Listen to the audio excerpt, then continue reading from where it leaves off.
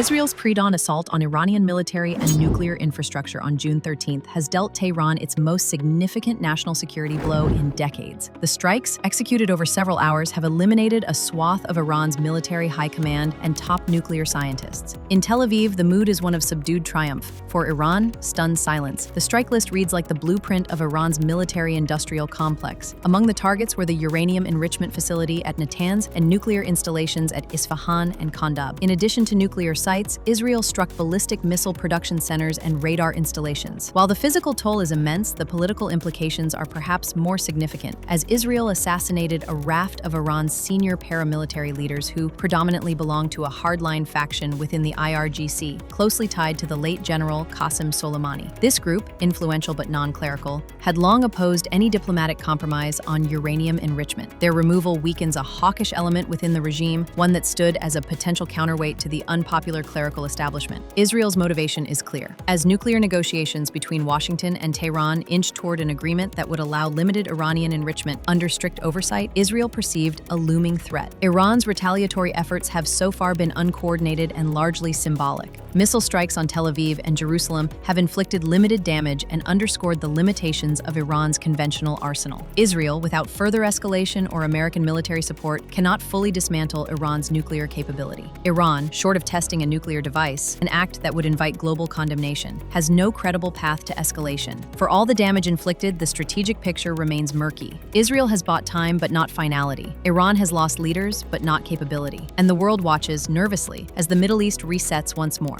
The U.S. no longer wholeheartedly endorses an independent state for Palestinians, Mike Huckabee, Washington's ambassador to Israel, said, adding that if one were to be formed, it could be elsewhere in the region rather than the West Bank. Regarding the location, Huckabee suggested a piece of land could be carved out of a Muslim country rather than asking Israel to make room. Does it have to be in Judea and Samaria? Huckabee said, using the biblical name the Israeli government favors for the West Bank, where some 3 million Palestinians live under occupation. These comments are quite ironic, since, of course, the Palestinians have been forced to first make room for the establishment of the State of Israel, and, since then, for a continuous enlargement of this state. That would lead to the logical conclusion that rationally and morally, Israel should make room for a Palestinian state. What Huckabee is saying openly is what has for long been Israeli policy and what many on America's corridors of power have for long accepted. The U.S. has for long made Israel's security a strategic issue for itself and for Israel. This means occupying all of Palestine and more. Zionists in both Israel and the U.S. have for long convinced U.S. policymakers of this strategic position. Israel has effectively made a Palestinian state an impossibility by constantly building illegal settlements, expelling the indigenous population, and carrying out regular campaigns to mow the lawn. This was the same strategy European settlers used when they arrived in North America and when they carried out a genocide against the indigenous Red Indians. With promises of land and compensation, the United States of America strung along the indigenous people for decades, who today have been wiped out. Donald Trump called it Tariff Day when he imposed tariffs on the world in order to recalibrate the global economy that was ripping the U.S. off. But things haven't gone according to plan as U.S. and Chinese representatives sat down in London for another round of talks on 9th of June. Trump was forced to delay the initial tariffs as China responded in kind and for talks to progress. But the London talks didn't lead to any breakthroughs, aside from an agreed framework to move forward on trade talks. The agreement to start talking again included an easing of Chinese restrictions on the export of rare earths to the U.S. and the export of U.S.-produced chips to China. But everything is only temporarily agreed. China's rare earth export ban, which was implemented in response to the Trump tariffs, threatened to shut down car manufacturing in the U.S. Trump is being widely ridiculed with the term Taco Trump, which stands for Trump always chickens out, due to his reversals on tariffs. What Trump is facing is a U.S. in terminal decline and a China that refuses to roll over and compromise with the U.S. This has forced the U.S. into embarrassing talks that achieve little and forced Trump into U-turn.